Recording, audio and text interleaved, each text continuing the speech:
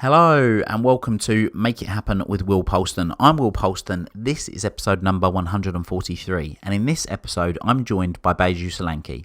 Beiju is an award-winning businessman, TEDx speaker, co-founder and CEO of On Spirit Global, a platform that creates next-generation entrepreneurs and business leaders who are ready to grow personally, scale fast and build legacies. A former Businessman of the Year, Beiju has experience which extends beyond the realm of enterprise. A trained psychologist, lecturer, speaker and author, he nudges leaders into realizing their own potential and power whilst developing high-performance teams around them. Beiju's experience in academia as a psychology lecturer and in the corporate world as a sales director has helped mold him into the high-performance coach whose bold, straight-talking approach helps create radical results for his clients by getting to the roots of the challenges in order for his clients by going deep. An inspirational speaker impacting global stages from the Caribbean, USA to Europe and India, Beiju helps unleash your entrepreneurial spirit and develop thought leaders. In this episode, we're going to be talking about changing your game. So, Beiju, welcome to the show. Well, thank you so much. Thank you so much. It's like an old friend coming back and we're having a quick chat again. Yeah, well, this is it, isn't it? We will be just having like a chat. I mean, we had a very good conversation. So, for everybody that's listening, Beiju and I have known each other for many, many years now, and only a couple of weeks back. 7 years?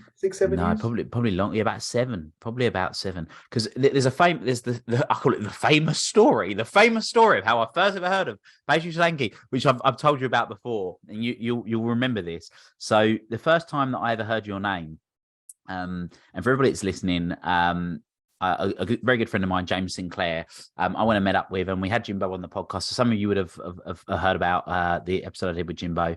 And we sat down, and when I was very first getting into the coaching space, and I wanted to learn about people. My whole life, I've spent my whole life modeling people. And Jimbo said, "Yeah, no, there's a few good people you should look at. There's obviously the big names is the Richard Bransons, and then there's people like Nick James and Dan Bradbury, and then there's Daniel Priestley and Beiju Solanki." And I remember that when I said that to you at the time, you're like, "Oh, great! I've been sort of included in a particular." I forgot about that story. Thanks for reminding me. Yeah, the fact that I was mentioned in the same sentence as Richard Branson, that's not nothing to do with going on a plane. Is great. Yeah, it's so yeah, that was the first time I heard it, and like lots of these things, I go away and research, connect on social media, and do what, and yeah, we've got to know each other very, very well over the years. So in terms of this conversation though, so we're going to be talking about making your game changing impact, and I've got it here. There's a book that I actually think I feature in. You do feature in there. So from years ago, I remember seeing it before and doing a review, and it's a great book called Change Your Game: How to Achieve Your Full Potential as an Entrepreneur and Create the Life You Desire, which is now part one of a trilogy. It is. And that's what we're going to be talking about. But before we go into this, because you, Beiju, you are an entrepreneur, but what I've always found very interesting is that you didn't, like lots of people, start necessarily as an entrepreneur. You had kind of your own way into it. So what is it that led you to get into the work that you do now and doing the work you do ultimately as a business psychologist, which I know you've done for some years as well? Yeah, it's right what you say. I'm not, an entrepreneur. This is my third business, if you like. So I had a restaurant during my coaching career, and I was part of a gym business. So I've been part of other businesses, but like you say, I wasn't that individual who sold crisps in the playground, and there's sort of, Del Boy type, you're going to make a bit of cash. And I was never a natural entrepreneur. At my core, I'm an academic. So my first job was a psychology lecturer. So I taught for 4 years, and I really my ultimate dream then was to be a sports psychologist. And this is when sports psychology was really infancy. And I was one of the first cohorts who took a master's in sports psychology at Brunel University. And my tutor was the then sports psychologist, the British Olympic team, Paul Terry or Terry Paul, I can't remember his name now. And and I just had my first child. I was teaching at FE College in Essex. And the thing with FE, the higher you go up in FE, the less teaching you do, and you get institutionalized. And he got what's FE? Further education. Oh, right, okay. You got where they do A levels and first year degree. courses. So then I was about to finish my master's, and I just had my dissertation, my viva to do my master's. And I thought I need to leave my college, my teaching profession, because I didn't have enough time. Let me find, because I want to be a sports psychologist. Let me find some little sales job in London, any job in London, tie me over for 6 months, and then I'll go and train to be a sports psychologist. I found this job in London. It was selling, essentially at its core, it was selling ad space in a magazine for universities to recruit international students. So our target audience was universities. Ring them up and say that, would you like to have more international students? And they did, because it was a cash cow. You know, one student UK fee, an international fee was 4 times for the same amount of work. And this is before the internet, right? It shows how old I am. Before, so it wasn't like you could Google now University of Queensland or something and find out what's going on. So we had magazines and we did fairs around the world. So at its fundamental core, I was just selling ad space and exhibition space. But the way I positioned it, I was an educational marketing consultant for universities and gave it all the big one. Now, the thing is, because my background was academia, and no sales training, our target audience of universities, I could relate to them at that level, talk, you know, academic stuff, all the rest of it. So I started getting lots of meetings, and naturally in those meetings, building great rapport and getting lots of deals. So my deals were really big. There weren't many, they were really big. 6 months into that job, I only got a couple of deals, but one of the deals I got, I earned more in 1 week than I did in 3 months teaching. And this was just before I completed my master's. And I just had my second child, and I thought, right, do you know what? I'm going to stay in this sales job for another 6 months. I'm sure it'll go pear-shaped. Once it goes pear-shaped, I'll jack off and go back to go and do my sports psychology. I ended up being there 9 years. So I was in corporate sales because the money was great, traveled around the world, America, Singapore, South Africa, Europe, India, China, everywhere. And so from a lifestyle point of view, and in terms of, you know, serving the mortgage and the, you know, the kids and all the rest of it, it ticked every box. But what it didn't tick is it didn't make me feel alive. And you probably, have you come across the Coaching Academy? Yeah. Yeah. So I was the second ever cohort ever. Right. And they founded in 2001. So I joined the second ever cohort in 2001. And showing your age now, Beiju. Showing your age. Well, I'm 52. I'm 52. So there you go. Right. And I joined the second cohort, and what their free course is today is the one that we paid $2,000 for, saying, I don't know, the coaching certification course, whatever. And I did this coaching course, and I thought, wow. And it's the first time I found that what I learned, psychology is quite a dry subject, and it's very hard to apply in real life. You know, psychology is essentially disproving or proving hypotheses. It doesn't really help you unless you get into psychotherapy, or psychiatrist is a medical, you know, they sort of deal with abnormalities, but a psychologist is just sort of confirming human behavior. It doesn't give you application. This is what I wanted to go into, because we've gone straight into, well, I kind of left school and and you started lecturing. But what I want to know is why did you want to do that in the first place? Do what? Why psychology? Why did you want to lecture psychology? Okay. Where did that interest come from? That's what I want to know. So what happened is growing up in a traditional Indian family, university wasn't an option. It was a given. And I flunked my A level. So I went through clearing. Clearing is like when you get dud A levels, you just get what you can. And I haven't had a clue what I wanted to do. And I wasn't clear enough to be a doctor, engineer, all the rest of it. I was competent at maths.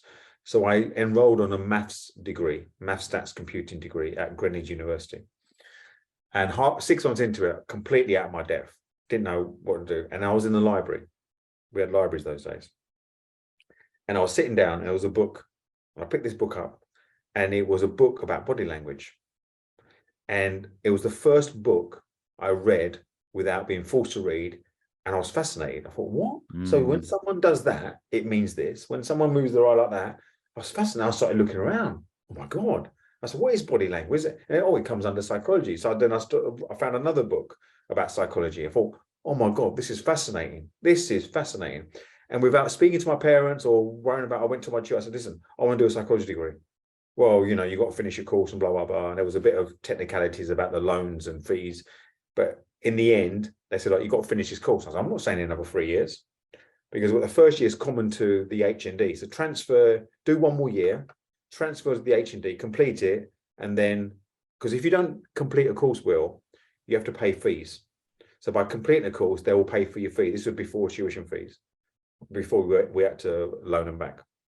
So I completed the HND, and then I transferred onto a psychology degree because I was in the library and read that book, and I was fascinated about psychology. I didn't tell my parents I transferred. I did tell them, and my mum was devastated, because a question she asked me was, okay, so you're doing this degree, what job can you get? And I gave her the worst answer. I said, I don't know, just doing something because I'm interested. And then she was like, oh my God. And then when I did get my first job as a lecturer, she was like, oh, okay, that's what you do. You teach other people. And that was that. So I've been fascinated with human behavior, how the mind works since then. So it's really interesting, isn't it? Because, I mean, ultimately, everything that I do is about getting people to live a life they love. And what you spoke about there is that moment when you open that book, even though you didn't enjoy any other book and you were being forced to read them, it was the subject. It wasn't the book. It was the subject matter. I remember the book. It was by Alan Peace. Alan Peace was the guru of body language. And even if you type body language books in Amazon now, that book will come up. Right. Okay. Alan Peace. And yeah, it was the subject. It was the subject. And it was the one that made you come alive. Fantastic. So that was the reason. So it very much was that internal inspiration. You were just spontaneously inspired to continue reading anything to do with psychology. But in that instance, so body language is great because then you can start to see what other people are doing. But how did you notice it? Was it a case of you were then applying it in your own life and seeing how it was benefiting you, and then the compound effect of those benefits that meant you wanted to do more? It wasn't as deep as that, Will, I promise. Oh, really? Right. Okay. It was like, I was reading this, but this is interesting. What does this come under? Psychology. So I started reading over psychology, and then it was like fascinating. The way people think is fascinating. Why, if you behave in a certain way about habits and, causes of behavior, why children behave in a certain way, why adults respond. And I didn't have the answers then like I do now. I just kept on asking why. Quick question. What was the one of, because there would have been many, but just for the purposes of this, what was one of the most standout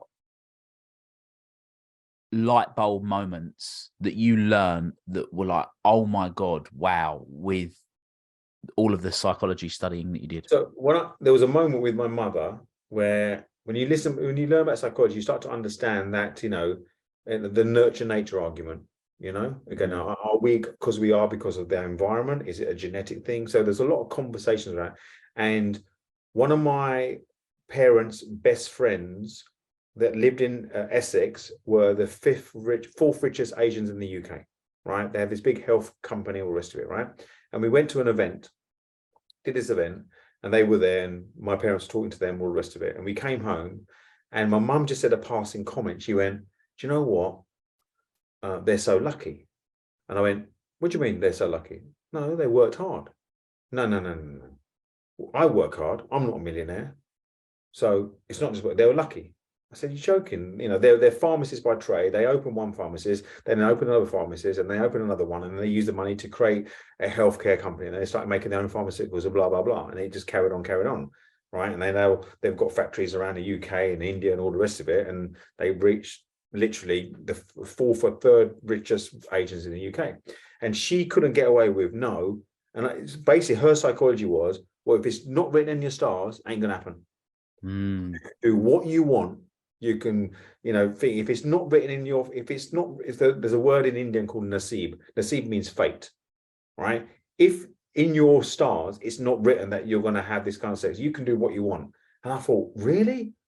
I said, no, that can't be right. That can't be right. So that sort of made me think, no way. Is it a nature nurture? Is it, Ken? Then I started, within the sort of, when I was teaching, actually what made someone successful and someone else didn't? Was it because it was a genetic thing? Was it because they had certain behaviors? Was it because they thought a certain way? And the answer was yes to all of those. Yes to all of those. And then you think, okay, there's got to be something deeper here. So why are some people successful in some areas and why do some people give up? What's going on there? Is it the environment? Is it to do with Then you hear about the person who's grown up on a council estate, with a one-parent family, they've become a millionaire. Then you've got the other people who's got a silver spoon, they become a millionaire, but in the same silver spoon, they become a down out. So there wasn't a correlation. If your makeup was this, then you're 100% going to get this.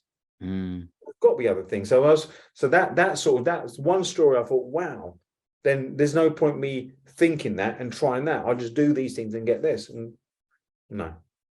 So it was that conversation and that, hold on a minute, it could be something different in relation to... He was adamant. Well, if it was just hard work, how come I'm not a millionaire? Yeah. But it was but having learned about psychology in the way that you had made you realize that there wasn't just nature, there was a nurture element to it. That's what you're saying. Well, I was in the midst of learning. It was, that was why I was studying. So he's like intrigued, because if what she said was true, and that's her being, that's what she believed, and I get that, right? Then you think, okay, well, then when we have all these techniques, the think and grow rich scenario and how to influence people, it doesn't matter, because if in your stars, you ain't going to get X. What's the point of thinking and grow rich? Which, if we fast forward then 30 odd years on since then, now you feel that there is, well, your model, isn't there? There is a number of games that you play that enable you to achieve. So success is subjective. We all know that. And it's about people playing their game and I know you're really big about people making their impact, whatever their impact is to them. But so there's the three games. So of everything you've learned over the years compounded has meant that it essentially boiled down to the inner game, the game plan, and the outer game. So what are those three elements? When I talk about the game, I think, life's a game. When you wake up every day, right? You got to play. Sometimes you win, sometimes you lose. And any game has a set of rules. Any game, is if you go on the court and play, you're going to win, you're going to lose. Sometimes you might draw, depending on the nature of the game. And life's a game, and there's certain rules. And when I started growing my own business, and very early on, there was massive peaks and troughs. When I looked at other people, what are the common themes about someone being successful? And like you and me, we've been to seminars, you've been to the Tony Robbins, you've been to other people we've mentioned before, where there's business strategy. And I realized you can go to like a Tony Robbins type seminar and it really pumps you up and makes you feel like you're unbeatable, right? Like your mindset is so strong. You come back from that, and does it automatically mean if you apply all the things that he tells you, you're going to be successful? No, it's proven it's not the case. Why? Because there's no strategy. Oh, you go to another workshop, it's about business strategy or life strategy. Right. But then you don't deal with what's going on with someone's mind because they've got some conversation going on around, but they're not good enough, or it doesn't happen for them, or they need more resources. So you realize actually it's not just about strategy. And then you took someone else whereby, no, you need to go and take loads of action. Then you see loads of people, headless chicken, taking loads of actions, getting really busy, but then there's no output, or not the efficiency of output. So then I realized actually, no one's talking about the fact that it's all free. It's not just about mindset. It's not just about having a great strategy. It's not just about taking action. It's all free. So how do you then marry all free? And that's where the change your game model came about. So how do you change your game, right? You play hockey, right? You play at quite a good standard. There are certain rules of engagement in hockey, correct? Ice hockey, yeah? Right? Yeah. Have you seen people whose mindset are so strong that that means they're a better player, and that compensates for some of their talent? And you've got other people who are highly talented, and because they haven't got their attitude right, as a result, their output in terms of their performance is not so great. Yeah. But when you combine the three together, great strategy, strong mindset, and being consistent, you're going to get some good outcomes, right? And that's where the change your game model came about. It's like, okay, how do you then give people a framework whereby actually, if things aren't working in your life, don't automatically think it's to do with your mindset. Don't automatically think it's because of your resources, your strategy, and don't automatically think because you're taking no action. It could be the wrong action, and the wrong action because where your mindset has, and the action could be not irrelevant because your strategy is not clear. So really, you need sort of understand all three, and that's how we came back with the model. So let's start with, well, I suppose the beginning, the inner game, right? So the inner game is mindset. So what in your experience are the most common pitfalls, and what can people be doing about them to start to really master their inner game? Well, there's two parts of the inner game, right? Which I talk about. It's the context you live your life and the impact you make. So the context is all to do with, the model, the be, do, have model, right? Do you operate from the purpose of what do I want now? As a result of what I want, what do I need to do? Right? Now, if you don't get what you want as a result of doing it, you're attaching yourself to an outcome, which means then that affects your next behavior. Whereas if you say, okay, this is who I want to be. So, for example, you mentioned James Sinclair earlier on, right? James Sinclair is a fantastic entrepreneur. He's got loads of businesses, but at the start, he knew, he's come from he admits himself a broken family, whereby he will never ever be at the mercy of anybody. So he will do what he needs to do, right? So he wants to be someone that makes a difference in the world, creates a legacy, and through his he was like a party entertainer. He then grew a business, right? So he took action from who he wants to be. As a result of taking those actions, the results came. Now, sometimes the results are good, sometimes they weren't so good. Same as what you do with your businesses and my businesses. So the inner game is when something's not working, I say, okay, what context are you working from? You've heard the scenario where you're walking down the street, you see a guy got some bricks and building, got some cement. What are you doing? First guy says, I'm building a wall. We walk down the road, exactly the same scenario. What are you doing? I'm building a cathedral. So the actions look the same. The equipment looks the same, but their reason is very different. The context is different. It's about the context and the impact. So the context comes from the be, do, have model, as you understand. So who are you being at any given moment, right? So the scenario of you walking down the street, you see a guy with some bricks and cement. What are you doing? He answers, I'm building a wall. You go down the road again, same scenario, another man with some bricks and cement. What are you doing? I'm building a cathedral. So the actions look the same, the equipment looks the same, but the context of their being is very different, right? So when I work with someone in the inner game, yes, if things aren't happening, okay, who are you being in this moment? You're being a victim. You're being someone who's productive. You're being someone who's the bigger picture, if you like. And the second part of it is the impact you make. And I use a profiling tool called the GC Index, which talks about how you make a natural impact. Are you an implementer? Are you a strategist? Are you a game changer? Because once you understand your strengths, not from a personality point of view, but how you naturally, where your energies naturally lie to make an impact, you start conquering your inner game. So that's where it starts from there. So what are some key things that people could be doing? So the people that feel that they're maybe not being the person they want to be, what are some practical things that people listening to this right now, if they will admit themselves that their mindset's maybe not to the level that it could be, and they're already aware of that fact, what are some key things that they could look at doing? Well, I was going to say, in that state whereby it's not working for them, they can answer the question, who am I being in this moment? Am I being a victim? Am I being someone who feels that I'm not good enough? Am I being someone who feels I haven't got the resources? So if you say to yourself, if you were being the person you truly want to be, what's the next micro action? Do you need to reach out to someone to get some mentoring? Do you need to research something to get some clarity about some information? Do you need to be someone who takes some time out, be kind to yourself to ensure you clear your mind? Who are you being in this moment that you don't fall into the cesspit of victimhood? It's like, someone wants to lose weight, right? And I want to go gym, but they use the excuse, I haven't got time, I haven't got this, I haven't got that. Who are you being in that moment? You're being someone who's in complaint, wants something, but not willing to take the action. So if you're being someone from a context point of view who lives a non-negotiable, no excuse life, would you then, not a question of find time for the gym, gym will be part of ingrained in your identity. So 4 years ago, Mill, I was someone who went to the gym.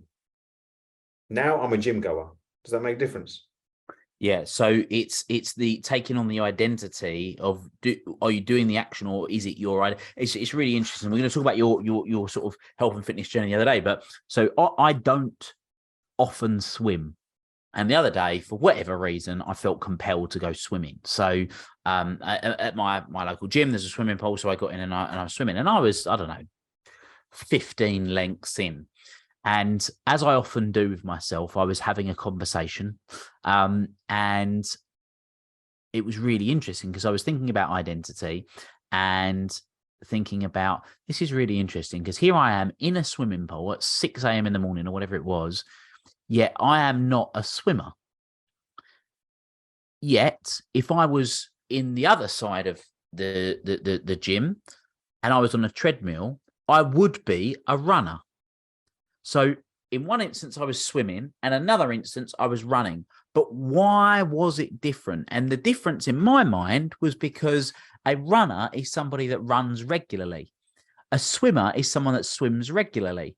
So, and regularly meaning 3 plus times a week, which I don't do with swimming, but I do with running. So it was really interesting just having that thought. I can't even remember why I thought of it in that moment, but it's an example of embodying that identity. So let me ask you, is the end goal for you to start swim more, or was that just a one-off?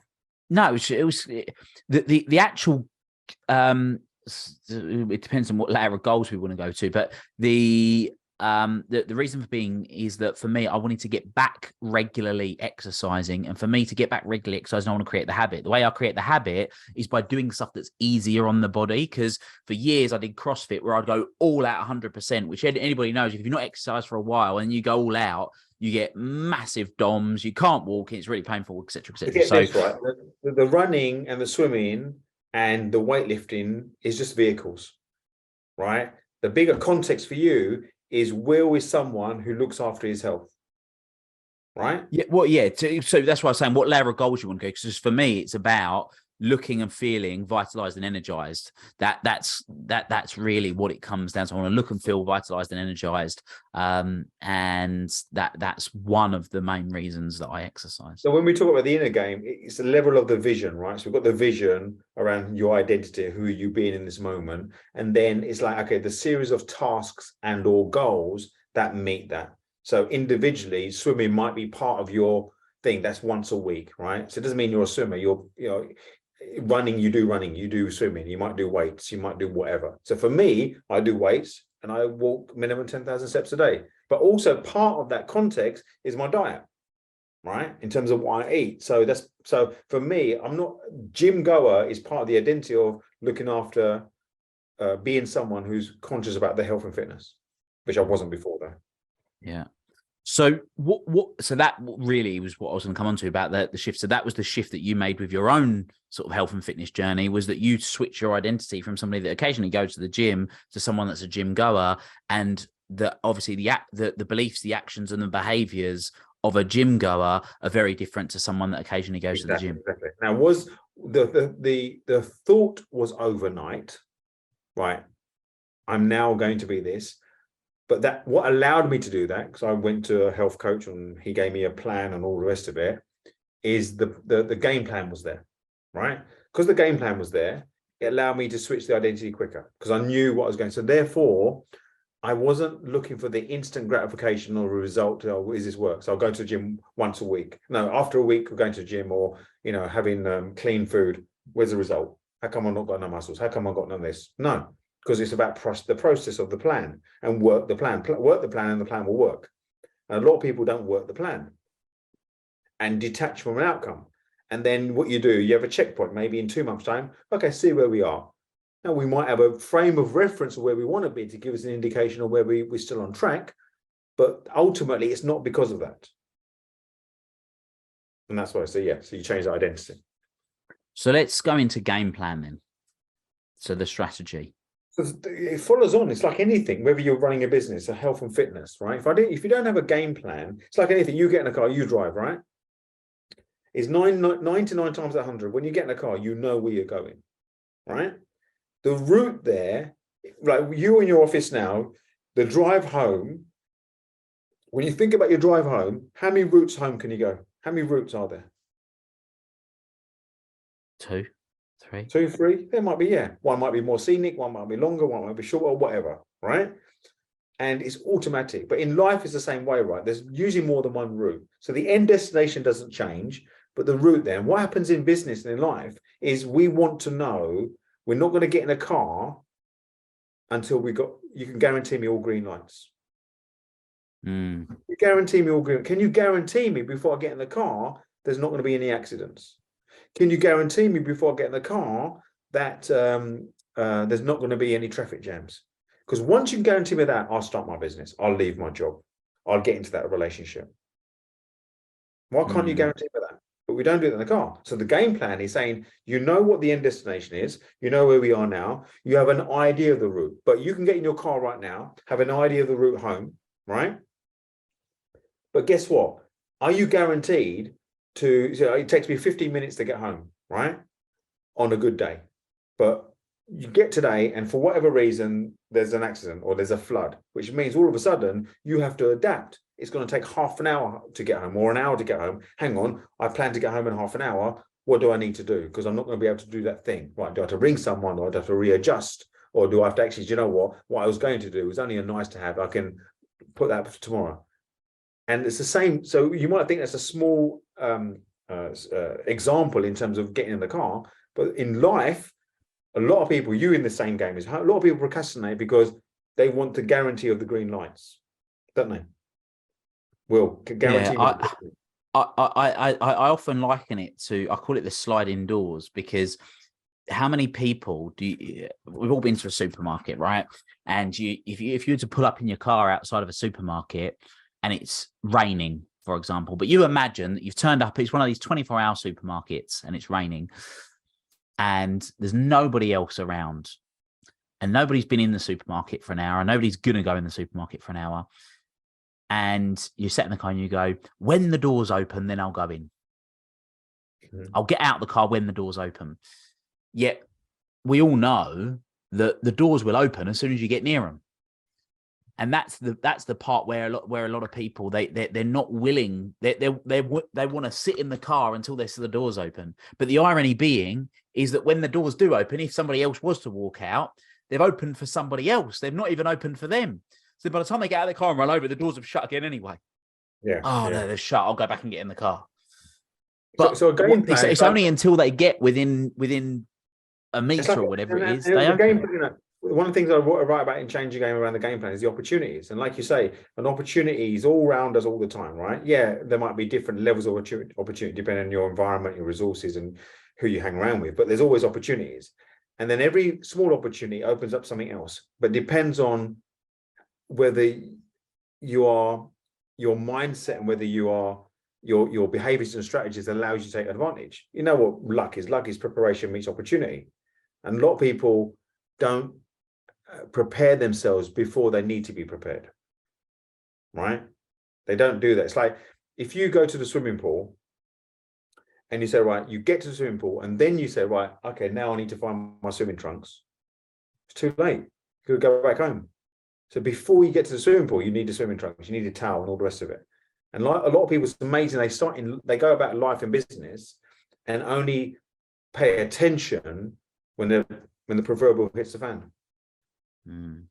So that's what the game plan is about. It's just having a clear idea of what you want to achieve and what you want to achieve and why you want to achieve it, but have the how loose-ish. Because when you take an action, all of a sudden there's new information available to you that wasn't available before you took the action. As a result of that new information, you might have a slightly different approach now, right? Because a different opportunity comes about as a result of this, right? You're doing this podcast now, right? We're doing this podcast, we interview different people, we do stuff. This podcast go out, someone listens to it. As a result, listen to something that you said here, contacts you will. And as a result of that contact, an opportunity presents itself to you. You now have a decision to make. Oh, actually, this is different. This is in line with my vision, but this opportunity takes my business over here, which is a really good thing. That only occurred because you put stuff out there with the intention of offering value to the market, but not thinking I'm only putting out there so that guy rings me. Yeah, and that's what and then what about the outer game then? Well, look, we all take actions, otherwise we wouldn't get out of bed, right?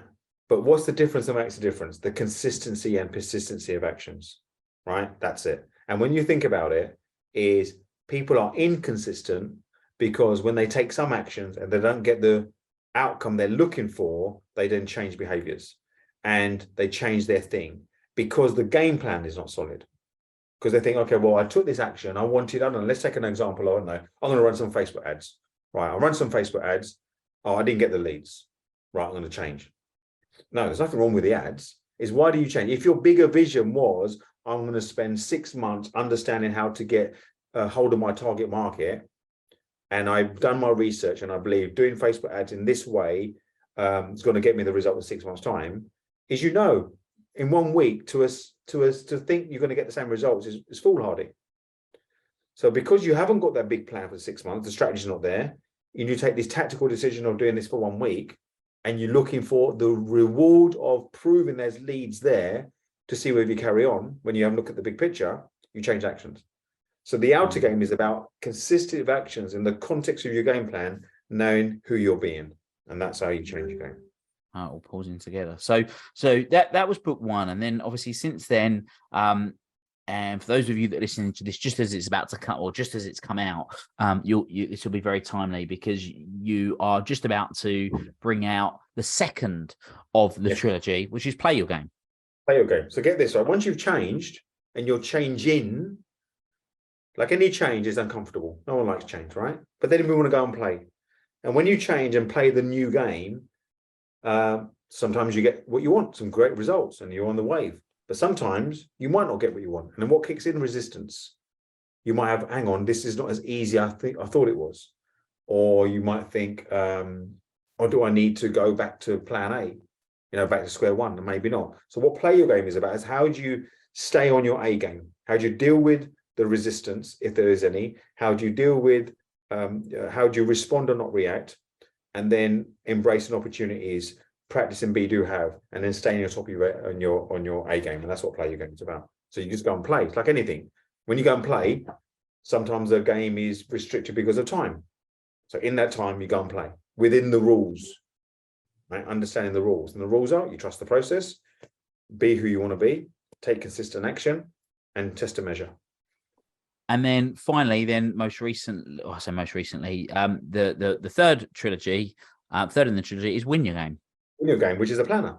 So it's about how you apply the learnings from the first two. And there's two principles I use in terms of changing game. There's one principle is micro goals, setting micro goals, and the other one is practicing NATO. So micro goals have a micro goal has three specific criteria. Number one, you're totally in control. Number two, it's measurable. And number three, you can complete it in 1 day. So for example, you might have someone might say a micro could be, I'm going to have 3 sales conversations today, right? So is that a micro goal? 3 sales conversations, Will? Well, you can do it in the day. You're 100% control of it. And the third option is measurable. It's measurable. Yeah. So yes, it is. But no, you're not. So get this right. Is it 100% in control? Having 3 conversations. No, because if nobody answers, you could call everybody and no one answers. But exactly. You could make X amount of phone calls. Yeah. Exactly. So the micro goal is I'm going to make 3 dials. Right. So goal today is I'm going to make 3 dials or 5 dials. I'm going to do 5 reach outs. Right. That's your goal today. And the reason you set that goal, now, if someone picks it up, have the conversation. Of course, do what you need to do. You don't say, oh, sorry, my micro goal is just a dial, goodbye. You have the conversation, right? That's the purpose. But what you want is when you set a goal, we underestimate when we set any goal, big or small, when we don't reach it, we get slightly demotivated. So if you say, my goal today, I'm committed to making 5 dials today. I've done the 5 dials. There's nothing I can do if they didn't answer. I might ring someone twice. That's fine. But that's what you commit to, because what you don't want to do is, I'm going to have 3 sales conversations. You make the first dial, no one picks it up. Oh, there's no point doing the other 2. They probably won't be in either. It's 3 o'clock in the afternoon. It's a school run. I'm not going to ring them too. So you don't even do that because you've attached an outcome. They're not there. They didn't answer, or they did answer, and it was a not great conversation. So you feel like even bad because I didn't get what I want from the conversation. So then you're even more afraid to make the other 2 dials, because your goal was the 3 conversations and they haven't gone well. Whereas if your goal is ain't completely controlled, it's 3 dials, that's it. So the idea is to set 3 micro goals a day that you're totally controlled, that you are guaranteed to achieve. Guaranteed. I'm going to write a blog post. I'm going to post it on LinkedIn. I'm going to create a video. I'm going to call someone. They're all in your control, right? That's what you do. And then you win the day. And the idea of win the day is you win the week. And the other concept is NATO, not attached to outcome. Practice, whatever I do it for trust in the process. When the outcome is there, I use the outcome as sort of giving me an evidence, or do I need to adjust it a bit? I need to move here a little bit, but not change it because something didn't happen and you haven't gone deep into the actions. And let's drill into this, because the NATO is something that I battled with for many, many years. So being not attached to the outcome, because my argument was always at the time, well, if you'd not attached to the outcome, what's the point in even doing it in the first place? Yeah. So get this right. What's the goal? So remember, it's not about not caring about the outcome. It's attaching yourself emotionally to it. But that was my point, is that, so back then, my thought process was always, well, what's the point in doing it then? So what's your thought process now? So my thought process with that is get really, really clear, and to use my terminology, on the North Star, which is the thing that you want to be doing, which is your mission in life, whatever that is, and stay true to the mission. So taking the action regardless, but operating from a place of certainty, poise, and basically transcendental feelings, rather than striving for an emotion. So what back then I was never aware of, which I'm aware of now, is the difference between pain and pleasure and inspiration. So pain and pleasure are both born out of desperation. So we're desperate to get away from pain, and we're desperate to get towards pleasure. But the higher level thinking is inspiration, operating from inspiration. So gratitude, certainty, enthusiasm, love, the transcendental feelings, and operating from that place, which comes down to the Beiju have, but operating from that place on the mission. So you get fulfillment from the mission, but you're doing it from that place of, and that was the bit that was different for me, because ultimately, and I still believe this, is that any goal that we strive towards is ultimately to change a feeling. The difference being is that we can change that feeling in any given moment, but it's the impact of the mission or impact of the goal. Is that aligned or not aligned with ultimately how what we choose to be doing, have in life? Exactly. And when you say ultimately it's to change our feeling, to either feel more content, more happy, more whatever it is, peaceful, whatever it is what we're talking about is incrementally, as you take in actions, is detaching yourself from the outcome there. Because if the outcome is not what you want, and that has a detrimental impact on your next bit of behaviors, you're letting that influence. And it's riding the wave when it is, but not attaching yourself. But so, yeah, the language you use might be slightly different, but the principle's the same.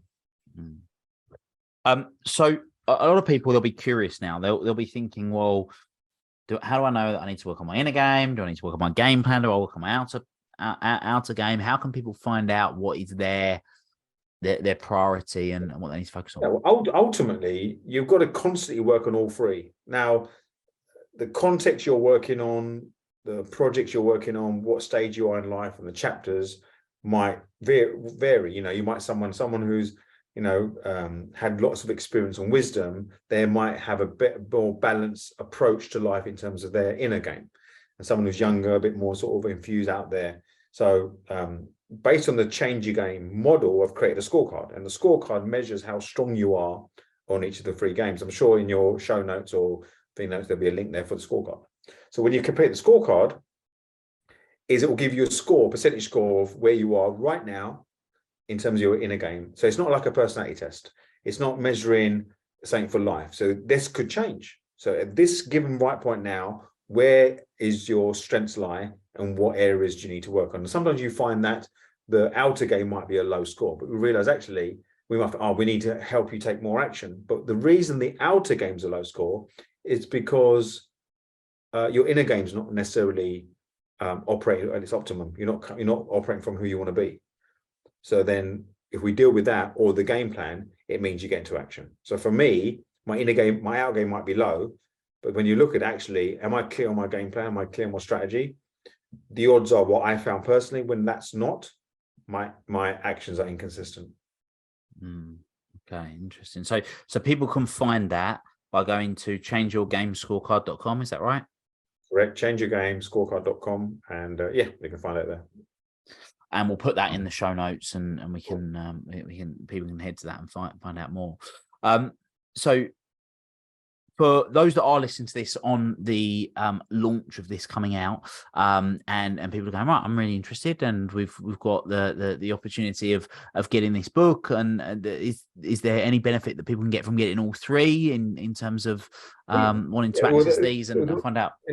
A lot of people write a lot of different books, right? And I've intentionally positioned it as a trilogy, because I could easily say, I'll change your game I wrote 2 years ago, play your game right now, and win your games like a planner. So, they're individual, but I position it as a trilogy because they work with each other, and it works really well, and it's quite easy to apply. I was very conscious not to put a lot of jargon in there, not too much, theoretical psychology stuff. It's very practical in its nature. And I use examples of people that I work with, like yourself in there. There's other people in there, so I've used other people use examples. So there's practical examples of how you can change your game. So there is, and the Win Your Game Planner is basically a practical application of how you change and then win and then stay winning while playing your game. So so it works really well. Good. So, Baiju, well, thank you so much for coming and joining me on the show. If people are listening to this and think, oh, this guy sounds really interesting, I want to find out more about him, I want to connect with him more, where can people find you? Where can people connect with you? Everywhere. I'm very fortunate. I've got a very unique name. So if you literally Google me, you will find me on Twitter, Instagram, LinkedIn. I hang out mostly on Instagram, Facebook, and LinkedIn. They're the three platforms that you will find a lot of my activity on. I'm trying a bit of TikTok. I don't know if you are, Will. So there's a few TikToks going around. I've got one TikTok that's gone into 3 figures, 100,000 views, but the rest are sort of occupying around sort of a couple of thousand. But yeah, we're exploring there as well. Just on TikTok, good stuff. Well, Baiju, thank you so much for coming and joining me on the show. It's been a pleasure to have you on. And I know at the time of recording this, the book's just about to come out, so I wish you all the success with the book, or the trilogy is now the trilogy now, because good luck on yours book coming out soon, isn't it? It will be, yeah. I mean, at the time of this being recorded, it will still be a few months before it actually comes out, but yeah, it won't be long. Look forward to it. Good stuff. Great. All right, thank you. Absolute pleasure. And for everybody that's been listening, until next time, make it happen. Thank you for listening to this episode of the Make It Happen with Will Polston podcast. Make sure you join Will's free Facebook group, the Make It Happen community. Please support the show by subscribing on iTunes, Spotify, Stitcher, SoundCloud, or Google Play. Share this episode with at least one friend you think would benefit from it, and give Will a 5-star review wherever you download your podcasts. Until next time, make it happen.